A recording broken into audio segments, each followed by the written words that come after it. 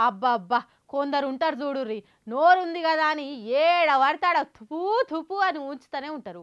కానీ అదే పెద్ద పెద్ద లీడర్‌లయితే ఎంత పద్ధతిగా ఉంటారు ఏం కథ. ఇగో గిటు జూడుర్రి ఎంత పద్ధతిగున్నారో. యథా రాజా తదా ప్రజ అన్నట్టు ఎమ్మెల్యేలు, ఎంపీలు ఎట్లుంటే జనాలు అట్లుంటారు. అందుకే ఉత్తరప్రదేశ్‌లో ఉన్న ఓ ఎమ్మెల్యే తమ రాష్ట్ర పబ్లిక్ ఎట్లుండాలనో చెప్పకనే చెప్పిండు. నోటి నిండా పానేసుకొని పస్స పస్స నమిలి తుప్ప తుప్పు ఉంచిండట. అదేన్నో కాదు, ఏకంగా అసెంబ్లీ తలుపు కాన్నే తట్టెడుంచిండట.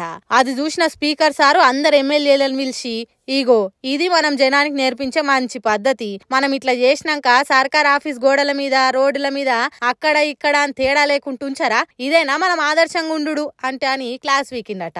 అక్కడ ఉంచినోళ్ళు ఎవరో సీసీ కెమెరాలో చూసి అతనితోనే కొత్త కార్పెట్ కొనిస్తా అంటుండు. అబ్బా, అంత పెద్ద శిక్ష వేస్తే ఎట్లా సార్? కార్పెట్ కొనిచ్చే అన్ని పైసలు ఉంటాయో ఉండయో ఆ ఎమ్మెల్యే దగ్గర? మరి లేకపోతే ఏంది? ఓ 6 నెలలో ఏడాదో అసెంబ్లీ నుంచి సస్పెండ్ చేస్తే గాని ఇంకోసారి నోట్ల పాన్ ఉంటే అసెంబ్లీలో అడుగు పెట్టాడు. అంతేగాని కార్పెట్ ఖర్చు కట్టి అంటారా?